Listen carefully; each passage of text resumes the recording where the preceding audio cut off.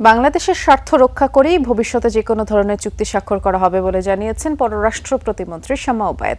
বিকেলে পররাষ্ট্র মন্ত্রণালয়ের যুক্তরাষ্ট্র মরক্কো সফর নিয়ে এক ব্রিফিংয়ে তিনি এই কথা জানিয়েছেন। সামরিক চুক্তির বিষয়ে সাংবাদিকদের জানিয়েছেন, শুধু পররাষ্ট্র মন্ত্রণালয়ের একক সিদ্ধান্ত নয়, সংশ্লিষ্ট সব মন্ত্রণালয়ের সম্মিলিত মতামতের ভিত্তিতেই এই সিদ্ধান্ত নেওয়া হবে। সিলন টি রপ্তানিতে শীর্ষে। এ সফরে যুক্তরাষ্ট্রের সাথে মাইগ্রেশন, রোহিঙ্গা সংকট, ব্যবসা বাণিজ্য, বিনিয়োগ সহ গুরুত্বপূর্ণ বিভিন্ন বিষয়ে দুই দেশের মধ্যে আলোচনা হয়েছে। প্রতিমন্ত্রী আরও জানান, রোহিঙ্গা ইস্যুতে যুক্তরাষ্ট্র বাংলাদেশের পাশে থাকার আশ্বাসের পাশাপাশি রোহিঙ্গাদের জন্য বড় অঙ্কের অর্থও বরাদ্দ দিয়েছে। এছাড়া পল কাপুরের সাথে বৈঠকে বাংলাদেশের ব্যবসা, বিনিয়োগ, ভিসা প্রক্রিয়া আরও সহজ করার বিষয়ে গুরুত্ব পেয়েছে। অন্যদিকে মরক্কোর সঙ্গে বাংলাদেশের B2B যোগাযোগ স্থাপিত হয়েছে বলে জানানো হয়। দুই দেশের বেসরকারি খাতে ব্যবসা সম্প্রসারণ, বিশেষ করে সার, পাট খাতে সহযোগিতা বাড়ানোর বিষয়েও আলোচনা হয়েছে।